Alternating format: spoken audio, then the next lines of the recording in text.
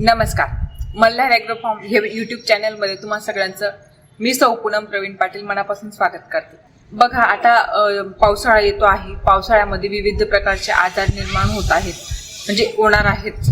आताही बऱ्याच ठिकाणी प्रॉब्लेम क्रिएट व्हायला लागलेत, पण अजूनही यापुढे कारण काय होतं की वातावरण चेंज होत असतं. कधी पाऊस येतो तर कधी ऊन पडतं तर कधी गारवा असतो, किंवा मग बऱ्याचदा असं असतं की खाद्य वाटून या दिवसामध्ये खाद्यात बुरशी लवकर वाढते, किंवा पाण्यामध्ये जंतांचं प्रमाण जास्त वाढलेलं असतं. यामुळे किंवा बाहेर फिरणाऱ्या कोंबडींना संक्रमण लवकर होतं. अशामुळे काय होतं की पक्षी लवकर आजारी पडतो. पण पक्षी तोच आजारी पडतो ही गोष्ट लक्षात ठेवा. जो पक्षी अगोदरच वीक आहे, ज्याचं लिव्हर डाऊन आहे, ज्याच्या शरीरात काही ना काही डेफिशियन्सी आहेत, त्याचं पक्षी आजारी पडू शकतात. जो ऑलरेडी स्ट्रॉंग असला ना आतून, किंवा शरीर त्याचं व्यवस्थित आहे, ज्याला कुठलाच प्रकारचा काही प्रॉब्लेम नाहीये, तो खातो पितो व्यवस्थित आहे, अशा पक्ष्यांना कधीच काही प्रॉब्लेम नाही होत. तर अशा पक्ष्यांना इफेक्ट झालाही तरीही तो पक्षी खूप लवकर बरा होतो. तर मी असंच एक फीड सप्लिमेंट विषयी तुम्हाला आज सांगणार आहे. थंबनेल तर तुम्ही बघितलंच असेल, पण तरीही मी तुम्हाला सांगते की बरेचसे असे पोल्ट्री फार्मिंग मध्ये फीड सप्लिमेंट आहेत. औषध नाही म्हणता येणार त्यांना, किंवा अँटीबायोटिक नाही. अँटीबायोटिक, फीड सप्लिमेंट आणि औषध याच्यात फरक असतो. आज आपण फक्त फीड सप्लिमेंटच्या बाबतीमध्ये बोलणार आहोत. हे एक असं फीड सप्लिमेंट आहे ज्याच्यामध्ये ईस्ट हे माशांसाठीही यूज केलं जातं. जे टँकमध्ये मासे पाळले जातात किंवा तलावमध्ये मासे पाळले जातात, त्यांच्यासाठी ईस्ट पण, रिअल ईस्ट यूज होतं. पण या औषधामध्ये ईस्ट पण आहेत आणि वेगवेगळे मल्टीव्हिटॅमिन्स पण आहेत. या विटॅमिन्समुळे किंवा ह्या ईस्टमुळे तुम्ही तुमच्या पक्ष्यांच्या शरीराला एक ग्रोथ देऊ शकतात की जेणेकरून त्यांची तब्येत व्यवस्थित होईल. तर आता हे असं औषध कुठलं काय, तर ते औषध म्हणजेच ब्रोटॉन हे औषध नाही म्हणतात, सॉरी, फीड सप्लिमेंट आहे. तर हे फीड सप्लिमेंट तुम्ही 15 दिवसातून एकदा देऊ शकतात. आणि जे 30 दिवसाचे पिल्लू आहेत, 30 दिवसाचे आतील पिल्लू, त्यांना 7 ml पाण्यामध्ये मिक्स करून, 3 लिटर पाण्यामध्ये मिक्स करून देऊ शकतात. आणि मोठ्यांसाठी 10 ml 3-4 लिटर पाण्यामध्ये मिक्स करून 15 दिवसातून एकदा द्यायचे. आता तुम्ही म्हणाल हे काय काम करेल? हे असं काम करेल की हे सगळ्यात अगोदर हे विशेष म्हणजे लिव्हर टॉनिक आहे. हे लिव्हरला सप्लिमेंट देतं. लिव्हर, आता तुम्ही म्हणाल लिव्हरचा काय इश्यू आहे, तर जे अन्न पक्षी खातात किंवा जोही आजार पक्षी येतो तर त्याचा डायरेक्टली संबंध हा लिव्हरवर होत असतो.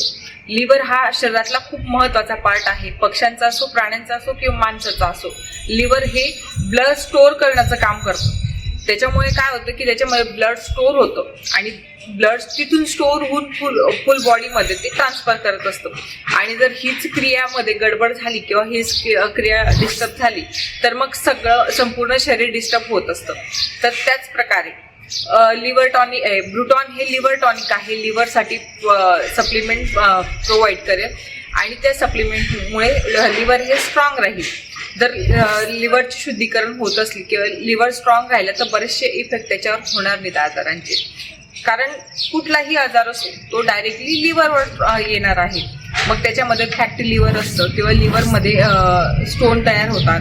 या अशा वेगवेगळ्या घटना घडत असतात. आता बऱ्याचदा डॉक्टर जेव्हा तुम्ही एखाद्या डॉक्टरांना बोलवलं किंवा घेऊन गेले पक्षी, तर ते जेव्हा पोस्टमॉर्टम करतात ते सगळ्यात अगोदर लिव्हर चेक करतात की लिव्हरला काय प्रॉब्लेम झालेला आहे का, किंवा लिव्हरचं काही चेंजेस तुम्हाला लक्षात येत आहेत का. बऱ्याचदा लिव्हर काळं पडलेलं असतं किंवा पिवळसर वगैरे किंवा ग्रीन वाटायला लागतं. तर हे जर विष शरीरात तयार झालं तर ग्रीन होत असतं. ह्या काही गोष्टी आहेत ज्या शरीरात बदल होतो.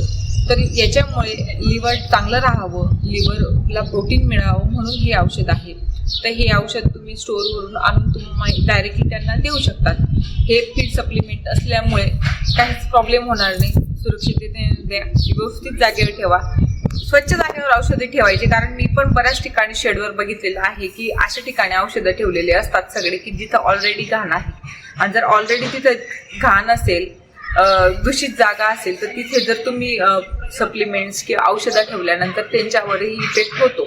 तर त्याच्यामुळे औषधं हे चांगल्या जागेवर ठेवा, स्वच्छ जागेवर ठेवा आणि स्वच्छ भांडी ठेवा. आता खाद्याची भांडी ही स्वच्छ ठेवा आणि दरवेळेस हे टाकत असताना भांडी स्वच्छ धुवून मगच त्याच्यात टाका, म्हणजे याचा इफेक्ट चांगला होईल. तर चला, तुम्हाला आजचा व्हिडिओ जर आवडला असेल, इथपर्यंत बघितलाय म्हणजे आवडलेलाच आहे, आणि जर आवडलेला असेल तर आपल्या चॅनलला लाईक, शेअर, सबस्क्राईब करायला विसरू नका. आणि हो, कमेंट नक्की करा. तुमच्या कमेंट माझ्यासाठी नेहमीच महत्त्वाच्या आहेत. तर चला, जय जवान, जय किसान, जय छत्रपती शिवाजी महाराज.